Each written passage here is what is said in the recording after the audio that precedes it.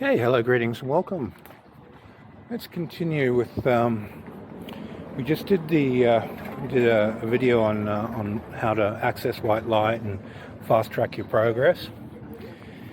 Now, this exercise is about tuning into what your innate abilities are and how to practice initiation text in the fastest possible way.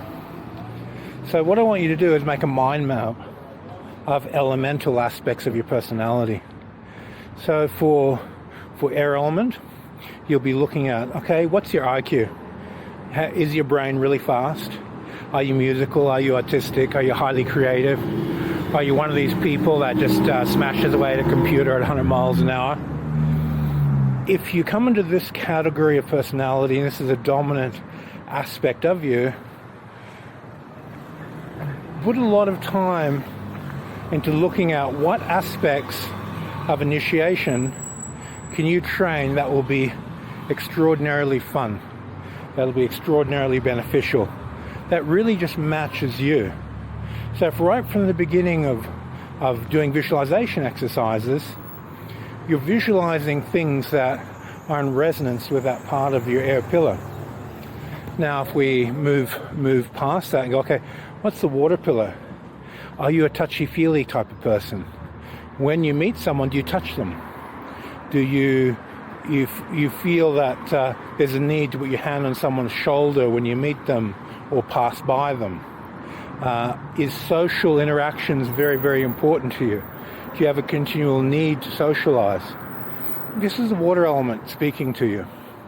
So as you go through this process of going through each of the elements, you categorize your nature into the elements, and you should be at a point now where you're able to automatically do this. You've done your black and white mirror, you've worked through many of the exercises in the course, and you have a deep sense of psychology into the function of the elements and how your personality relates to them and so forth. So we really want to be very aware. Now we want to overlay that black and white mirror of your personality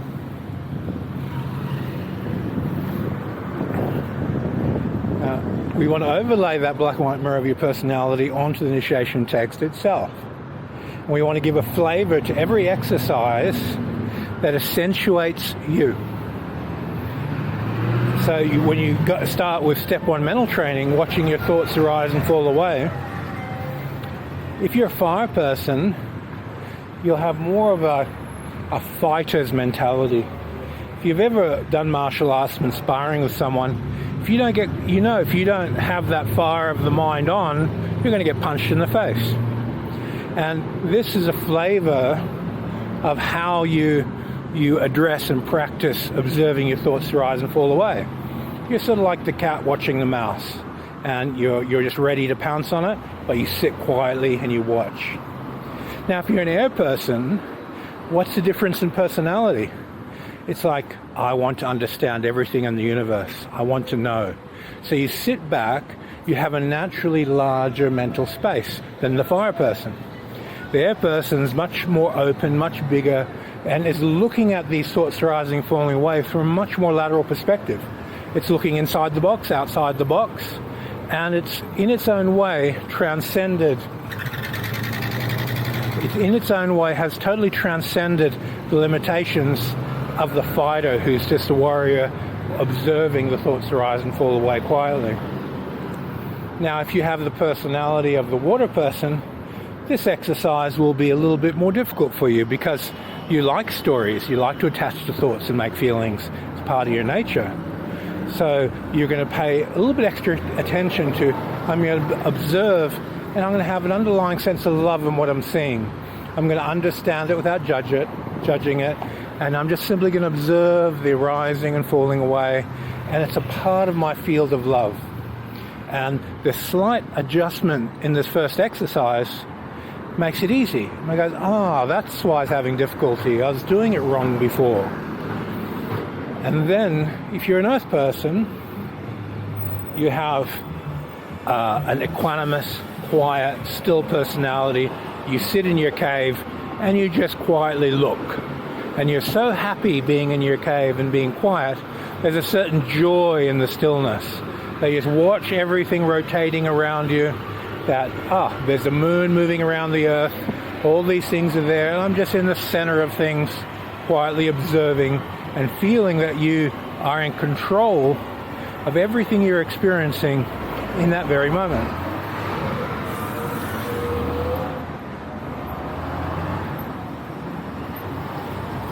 So, adapting every exercise in the text to give it your flavor gives you an amplified speed of progress. You very quickly realize, I've got to make this mine. My mind is unique. I've got to do every exercise with my mind, not Franz Baden's mind, not a stern, rigid 1 to 10 protocol. It's mine. This is my spirit, my astral ego, my body.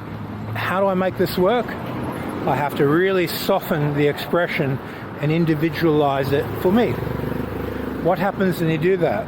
You get unconscious synchronicity with your body.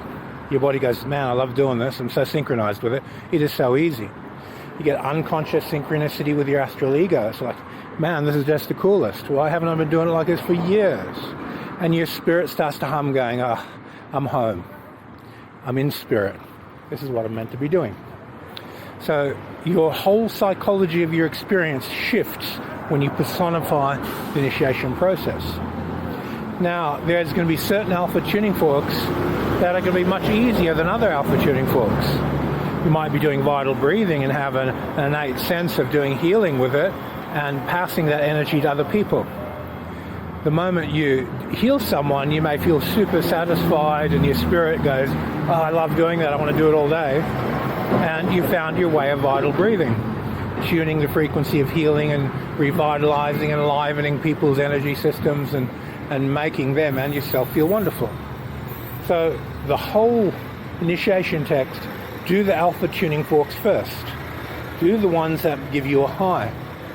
The reason we want to do it this way is that as you practice it in a way that gives you this sense of achievement, the sense of joy, the sense of a high, you end up in a place where the exercises that were more challenging just start to flower on their own.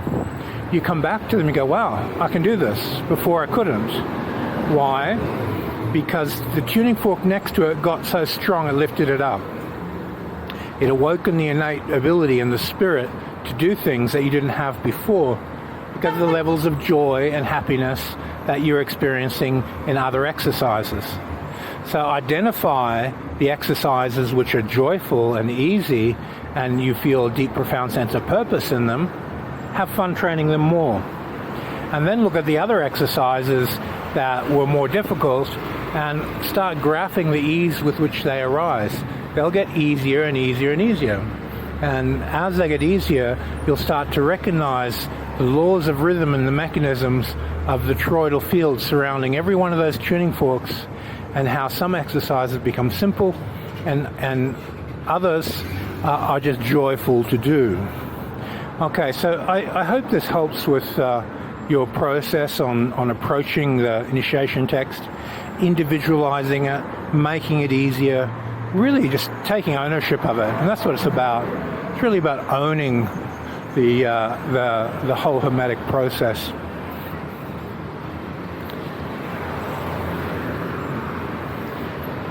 All right, I'll go see this lady later about renting a bicycle. Hopefully she'll be able to give me one. It says rent, but we won't put that on the video. Thanks for your time, everybody, and stay happy, and catch you on the next video.